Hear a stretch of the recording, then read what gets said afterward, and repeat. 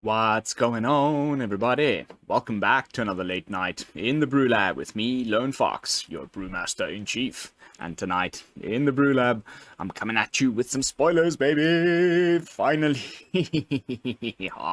Like, those things are so cringe-worthy that they do those announcements.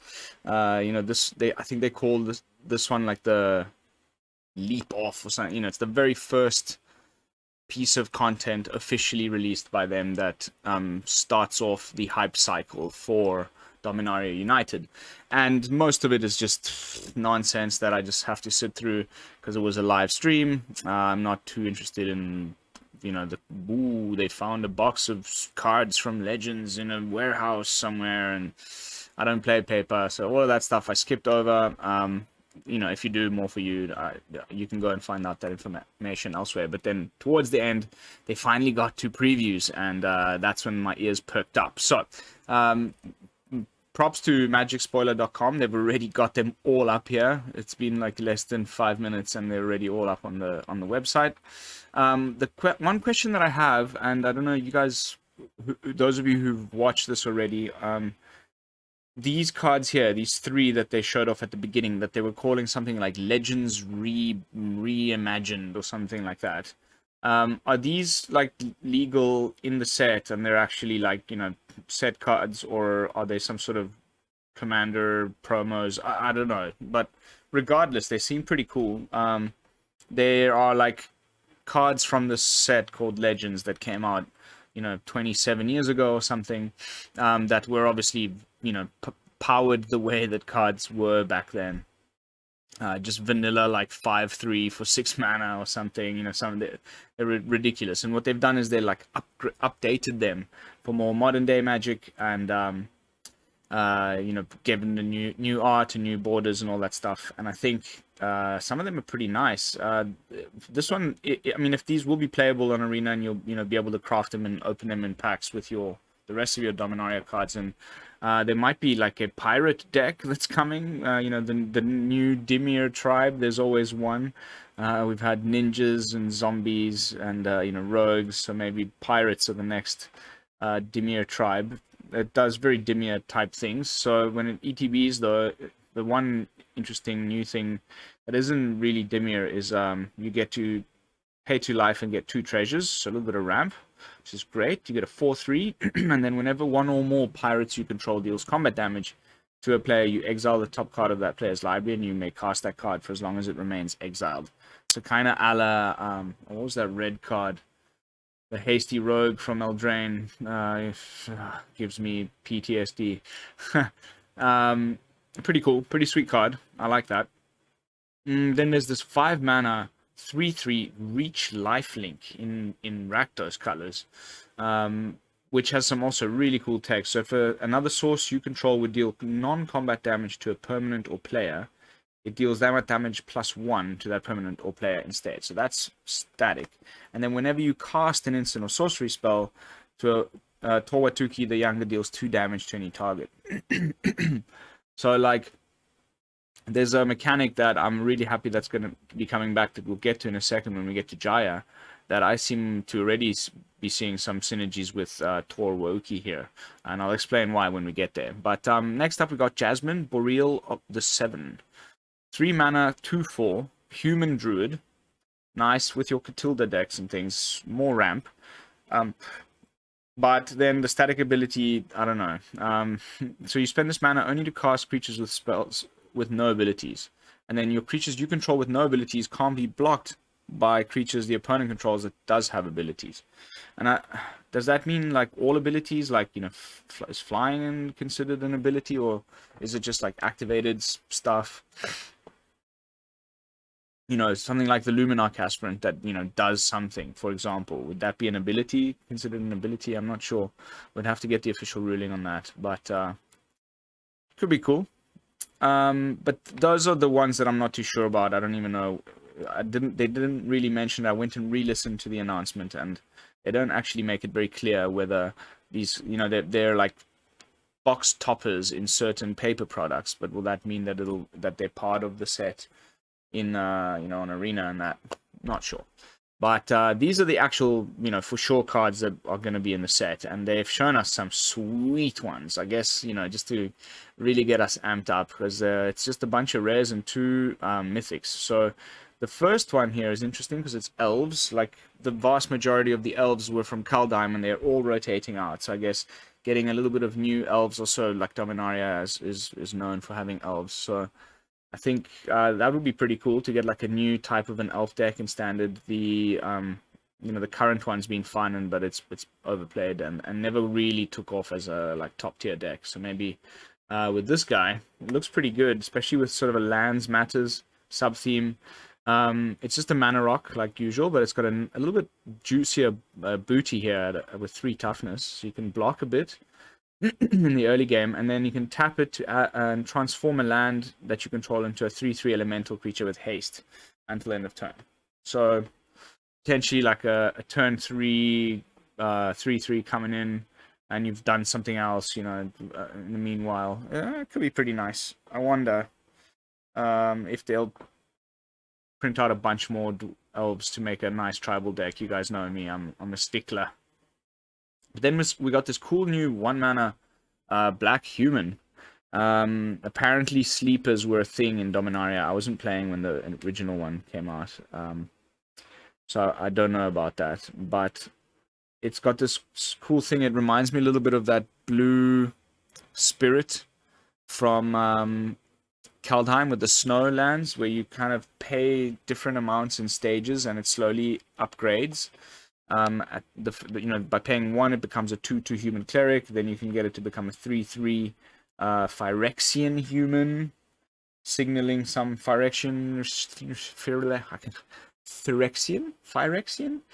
shenanigans in the set. And then the final one's pretty nice. You put a +1/+1 counter on it, draw a card, lose 1 life. So you can, I guess, just keep paying that. Similar again to that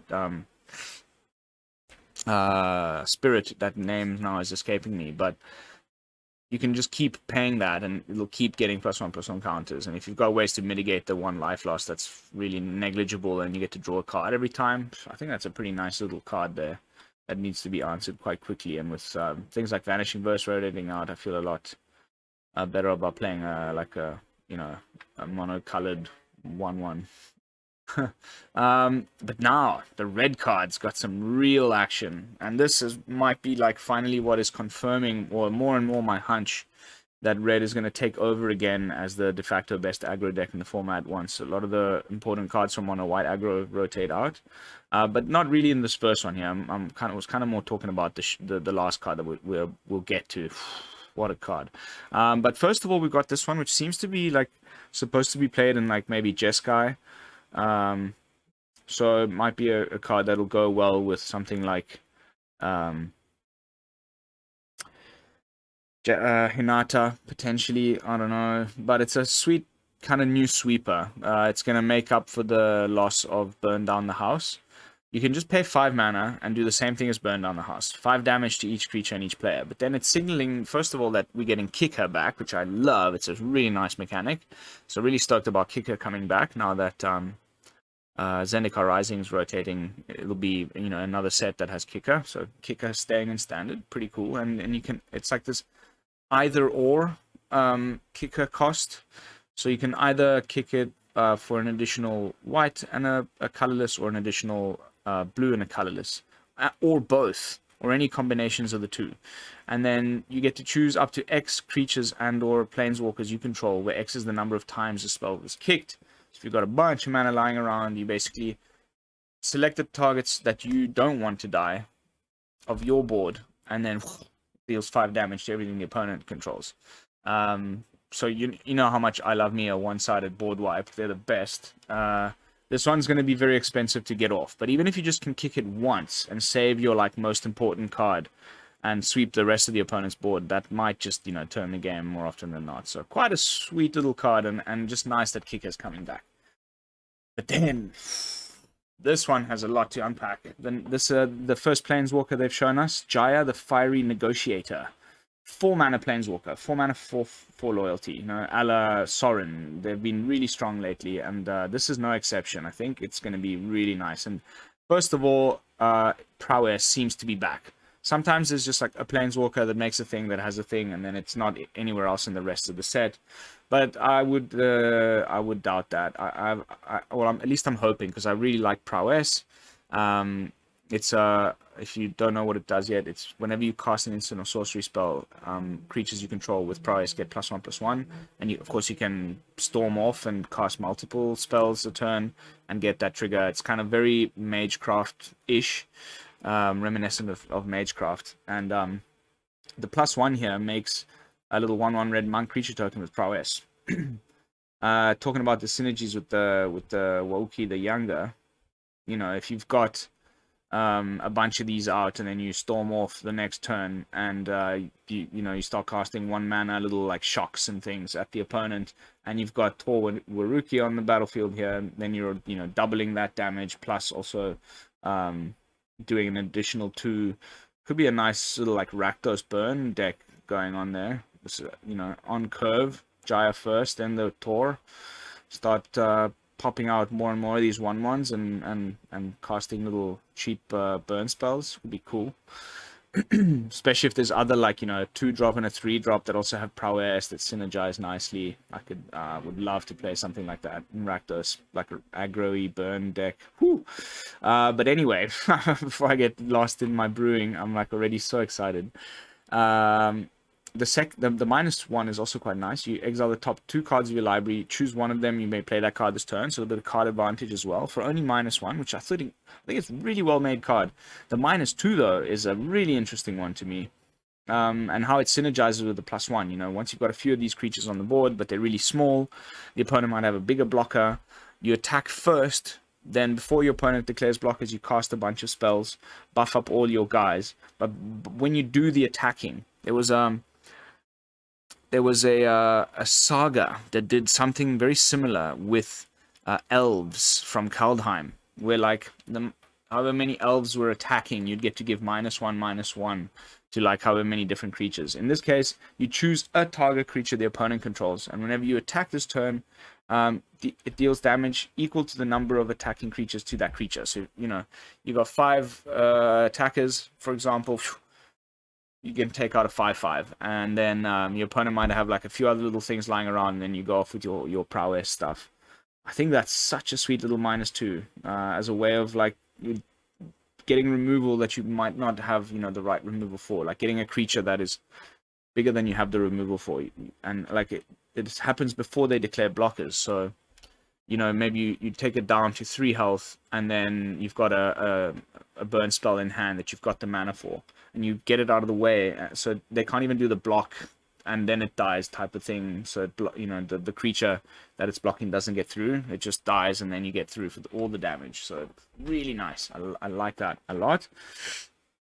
But by seeing these, like how they work so well together, in a way, it's like trying to make it really hard for you to get to the -8, because the -8 is so damn good, and you need to have it sit on the board if you don't want it to also die when you do the ultimate. From 4 you need to go up another 5 times, and then -8, and it'll be left on 1 loyalty, and that's a lot of turns to have this just sitting there. It'll probably get removed by then, but if you ever do get to the emblem, -8, you get to cast whenever you cast a red instant or sorcery spell, you copy it twice. And you may choose new targets for the copies. Woo!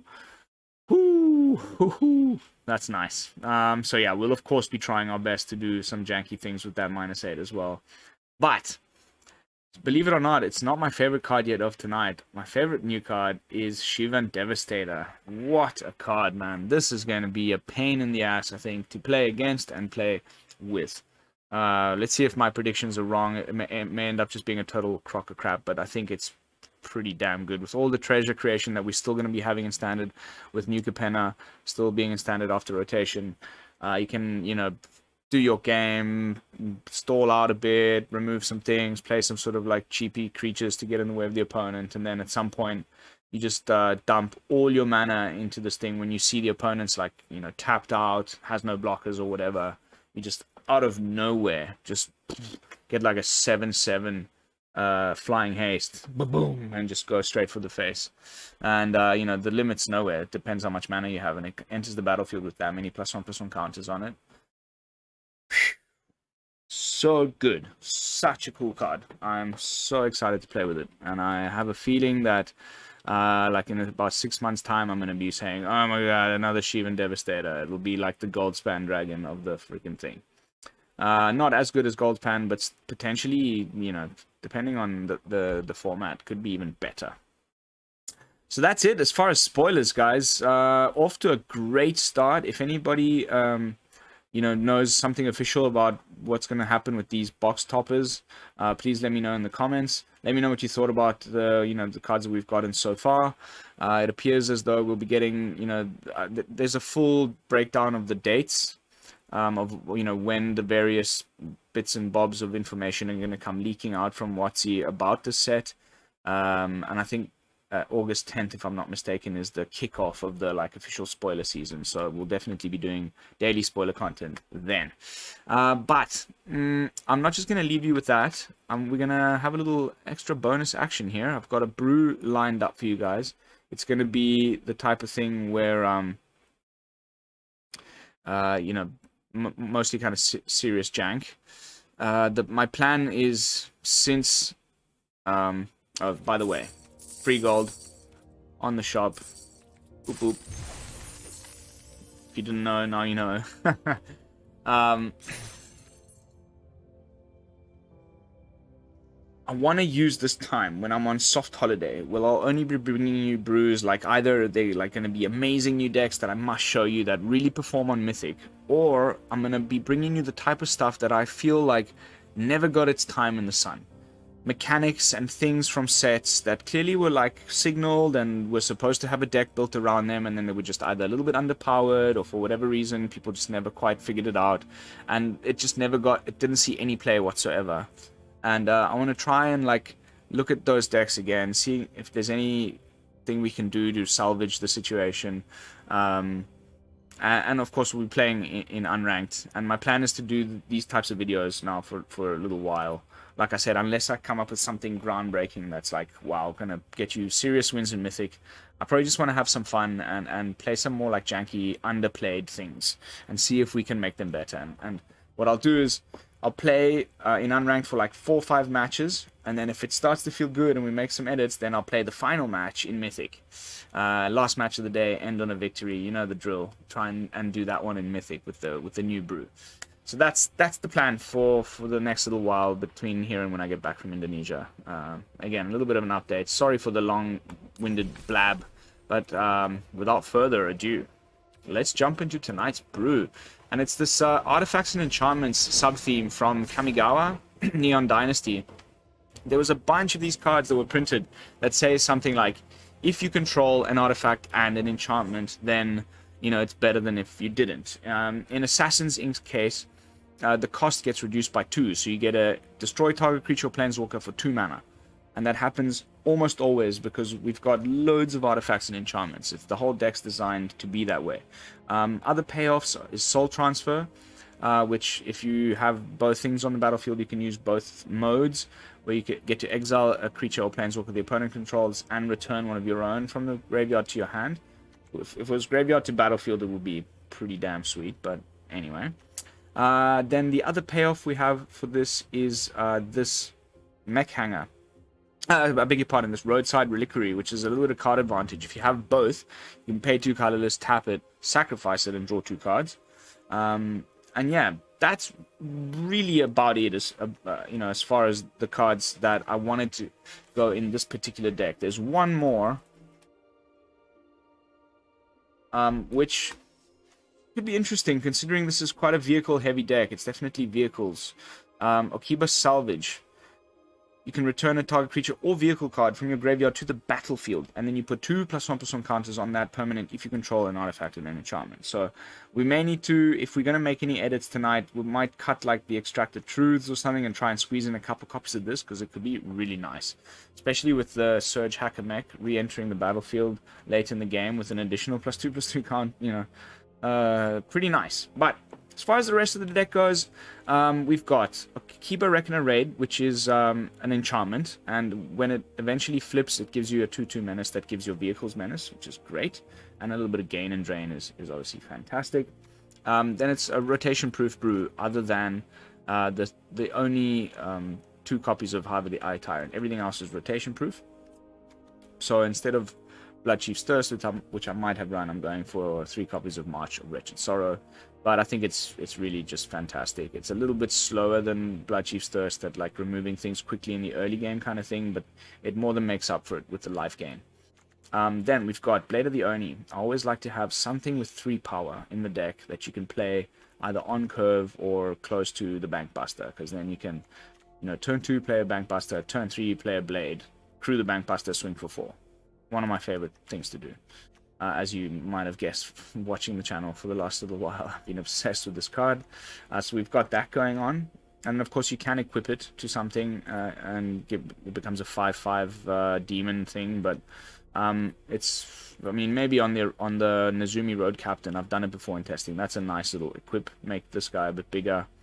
But usually I wouldn't equip it to the backside of the Curse of Leeches, because it can become the enchantment curse again, depending on the night and day cycle, and then you'd have to repay the reconfigured cost. It won't stay attached to it. So yeah, something just to keep in mind. The targets for the Blade aren't that many. It's really just the Nezumi Road Captain, and that's it. But that's okay. It's also just nice to have a 3 mana, 3 power, 2-drop with Menace. And that also is an artifact, so it helps with all of our other synergies. Then we've got a couple copies of Extract the Truth, which I'm finally getting to test out. The initial brew just had 4 marches, 4 soul transfers, and I dropped 1 of each and put in 2 of these. Because it's quite nice, a little bit of hand hate. You get to pick either an enchantment, a planeswalker, or a creature from the opponent's hand and have them discard it. Or if they have an enchantment on the board, you can have them sacrifice an enchantment. So pretty nice. Gonna give it a whirl. It's been okay in testing. For future control decks, I think could be a serious, especially hand hate type decks. Should be having a look at this card. Then, of course, full place of the Bankbuster, full place of the Meathook Massacre. Meathook Massacre is an enchantment, of course, don't forget, so helping with our other synergies. But then our other big and important enchantment here is Curse of Leeches. So, you enchant a player, as you do with curses. All the curses are sticking around. They're from Midnight Hunt. And you basically drain them and gain them for 1 life at the beginning of their upkeep every turn, while it's the curse. And then if they cast no spells and it goes to night, you get the Leeching Lurker, which is a 4 mana, 4 power, 4 toughness lifelinker. So a nice little bit of juicy additional oomph there, and life gain to sort of help mitigate aggro decks, that kind of stuff. I'm kind of loving it. And when it's a curse, it's an enchantment, so then it helps with all of our synergies, as I've been saying. Then we've got Soul Transfer, Assassin's Ink I've touched upon, and then Surgehacker Mech as a finisher. And you might think, like, what are you doing? There's almost no creatures in here to crew any of your vehicles. It's fine. We really are going for the Mech Hangar strategy here, full on. Like, we're mostly crewing our vehicles with Mech Hangar in this brew.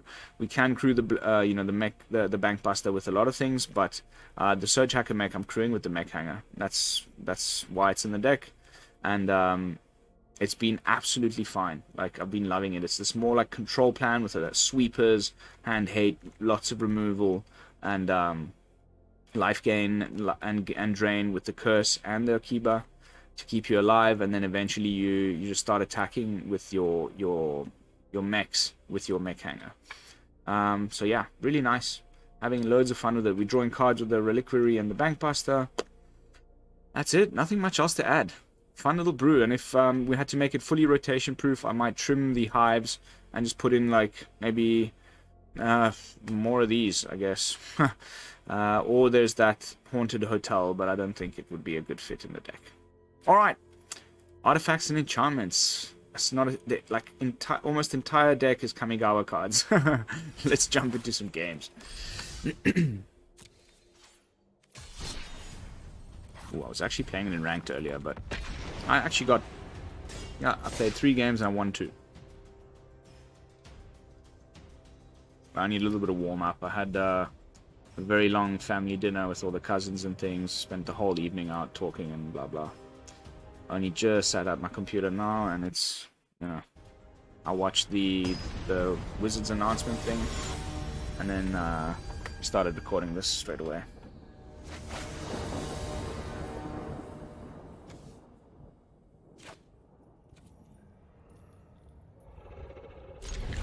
Not amazing.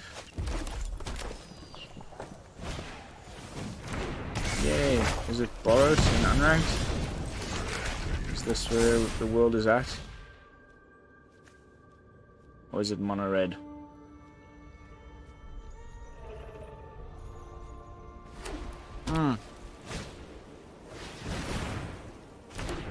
Okay.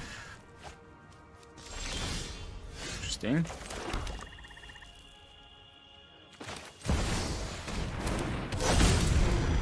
See the cost reduction on the Assassin's Ink.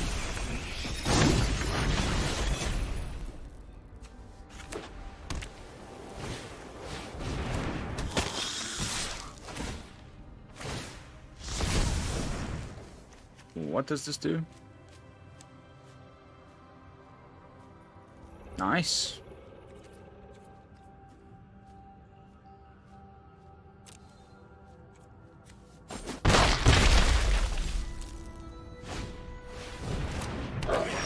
Can you add 2 mana?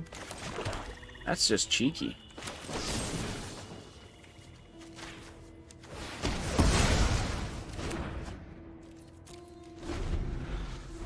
Meathook's gonna feel great next turn. I'm gonna aggressively block with my blade.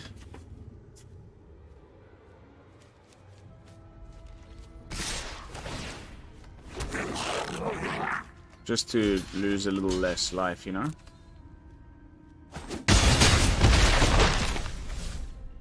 Play something more with 2 power. Oh. Yes, please.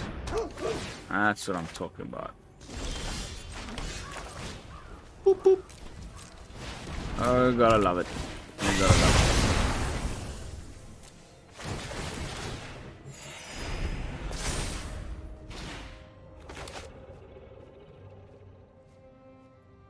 Now, if we play the blade or the Meathook, or the Bankbuster,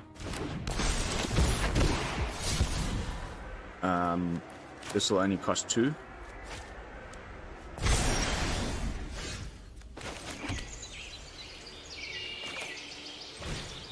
Bankbuster first.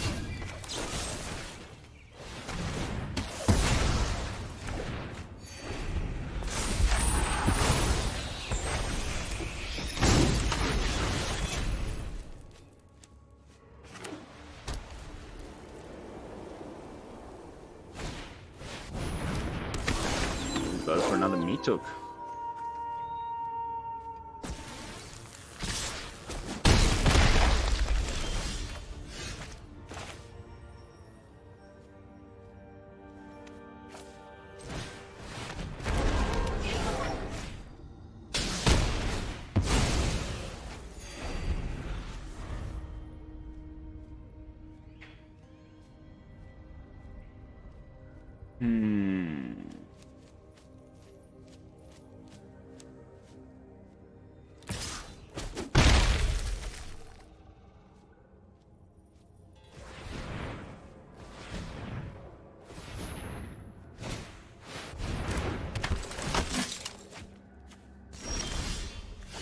Cool, bro.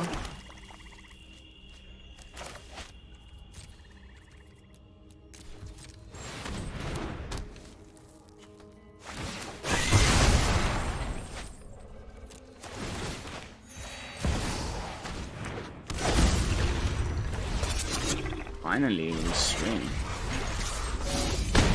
Could have done the thing where you like crew the Bankbuster and then you use the Bankbuster to crew the mech. Do 1 more damage.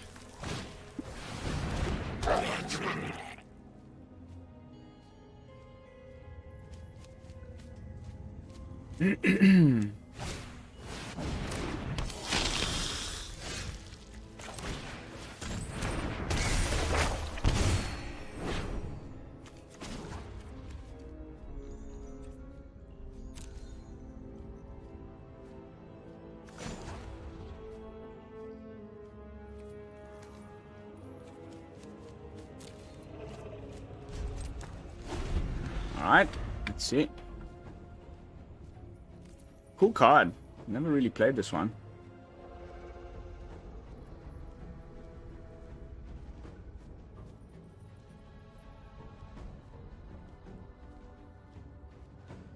Train is so loud. I hope you guys can't hear that.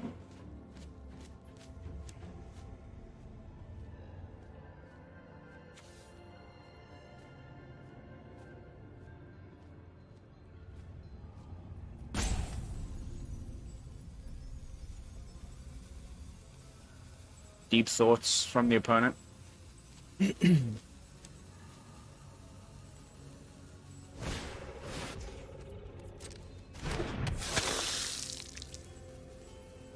Third alluring suitor.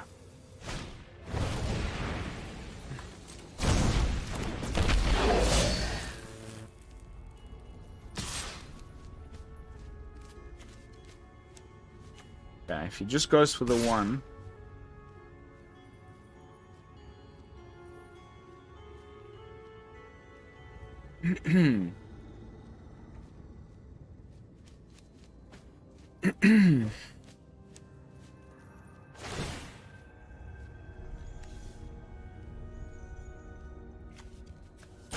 We just block.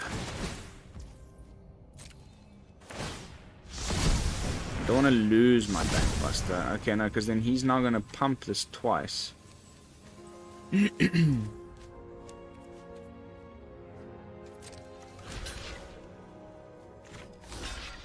It's no point in actually doing that block. 6.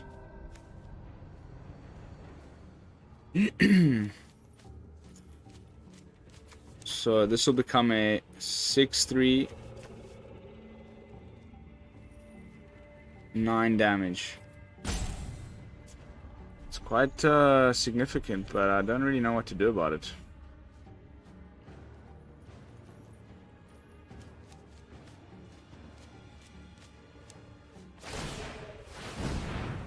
Oh, he's okay.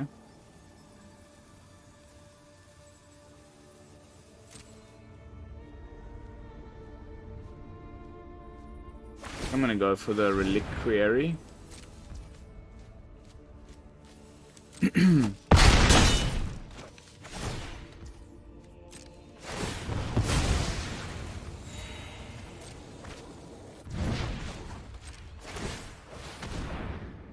And the Bankbuster. Maximum card draw. Oh my goodness, what a load of nonsense.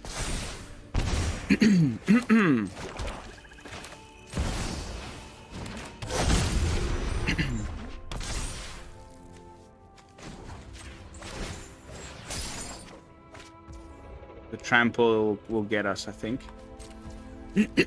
Yeah. Terrible, terrible, terrible. Just got the worst little bit of luck there towards the end, just when we needed something, some removal. Oh well. On to the next one. Woo.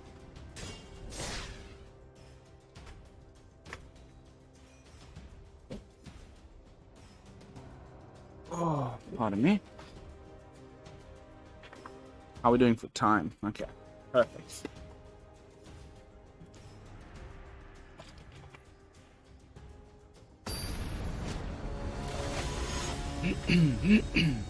Talisker 8910. One of my favorite whiskeys, Talisker. One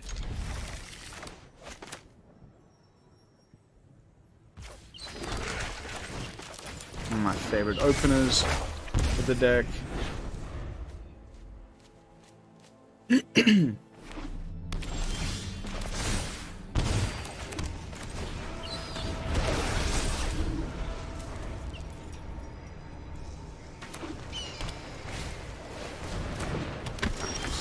First time for everything here.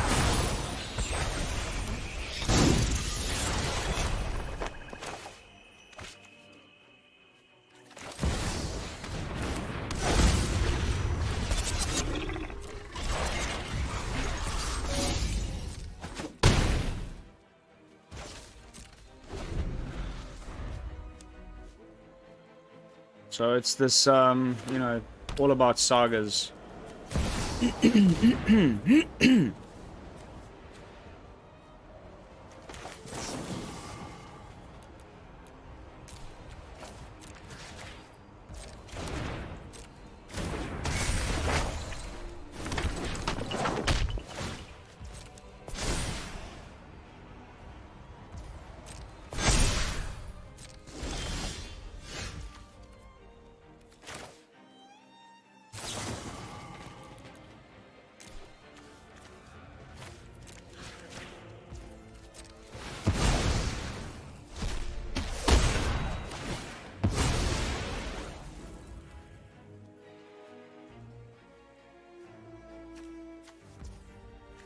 Down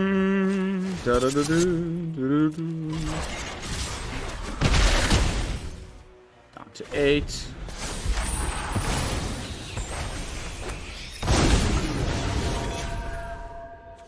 Satsuki. Cool art. I was a bit excited about this, but I tested it a lot, and interesting to see what this guy has come up with, just from a brewing perspective.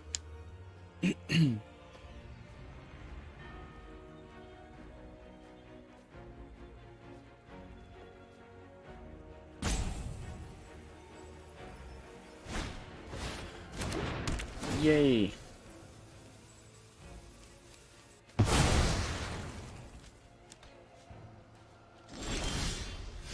Nice.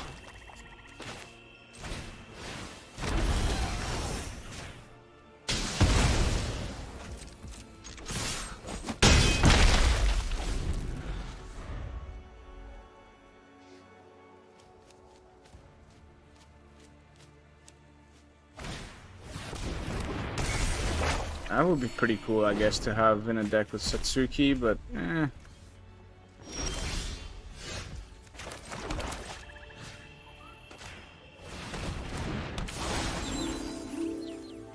I guess that's over anyway.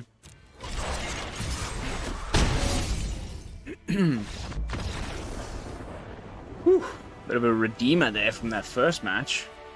The deck finally doing what it's supposed to do. A lot of menace. It's actually kind of quick. Like,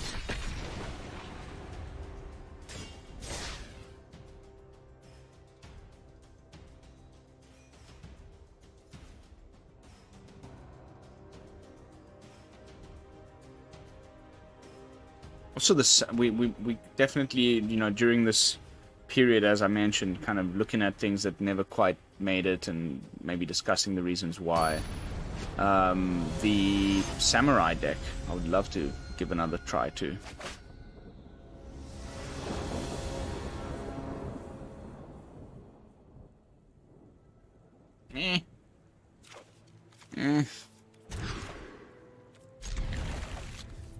Bit better.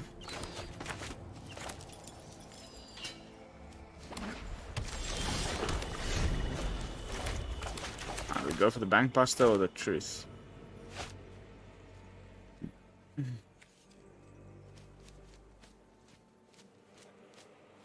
I will extract the truth from you.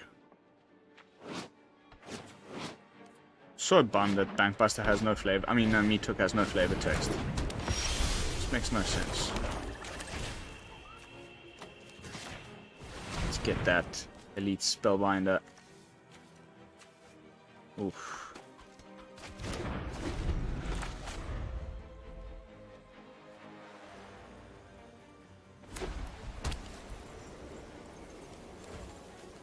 That's a Doomscar.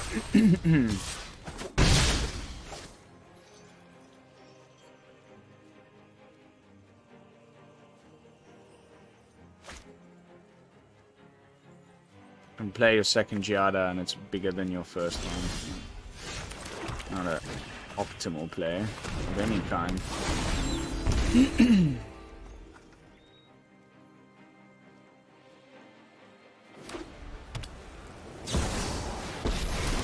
Please make a 2/2. I am the Emperor of Kamigawa, and I will protect my people. Aga. Remember your training.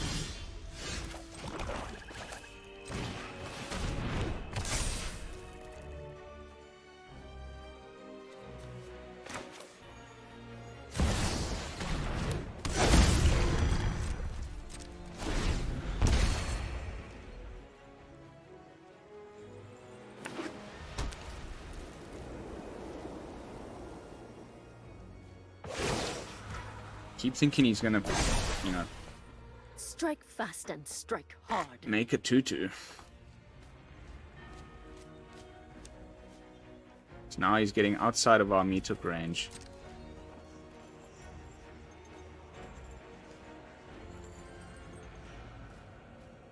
We need just one of our like 7, 10 targeted removal spells.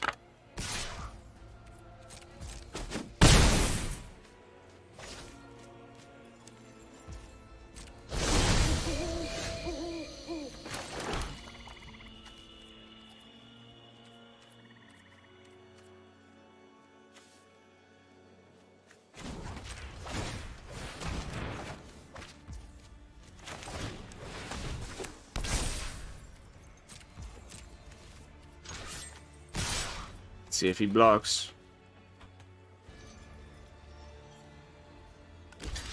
Nice. I'm cool with that. I'm cool with that. Glad to Again, meet 4 my life. match. He needs to bring down another Giada.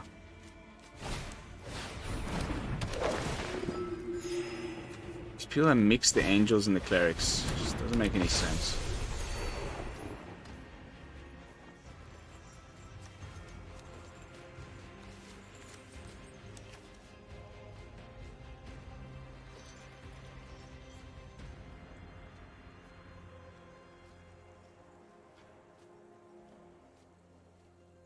Oh, come on, mate.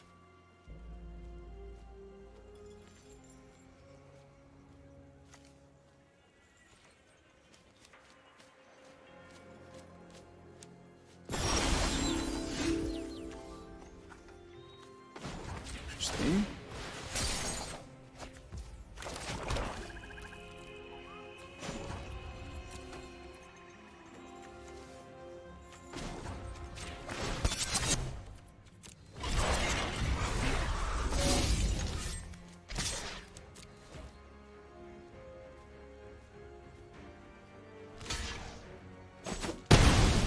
That's the second Giada down.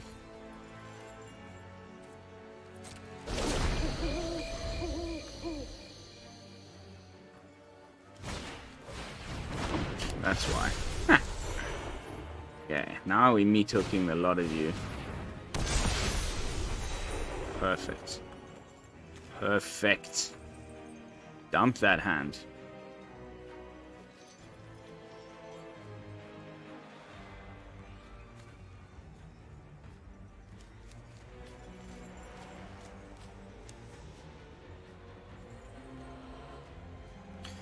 It just depends where he puts this +1/+1 counter. If he, I would hope he'd put it on Giada.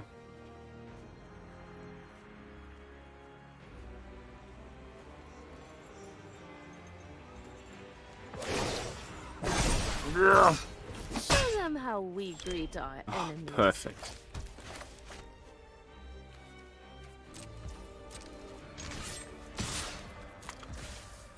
Well, let's lose your Emperor, or you have to double block and I'll take your Giada.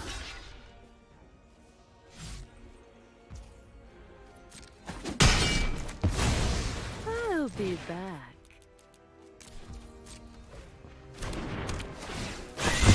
Oh no, I just made a mistake. Can't believe that. It was 1 mana more.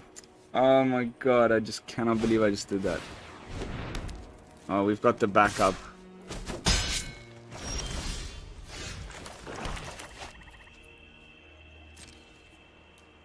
That's terrible though.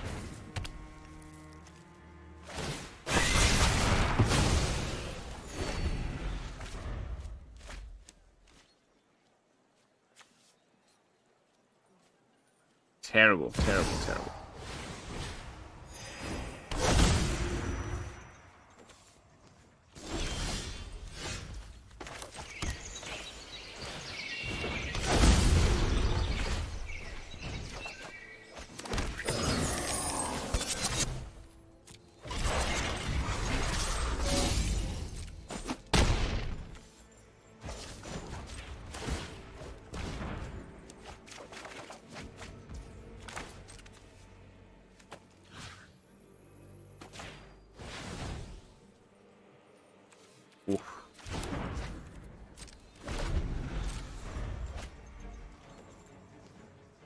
Mech Hangar is great. It's kind of doing exactly what it's meant to do now.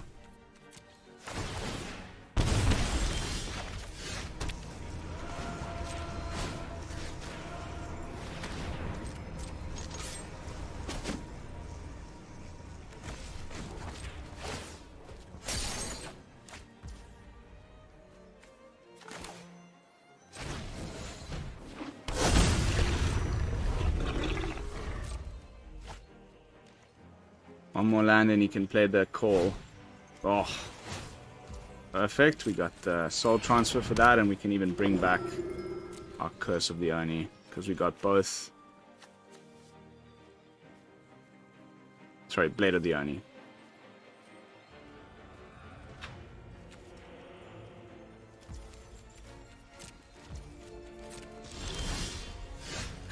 The flooding.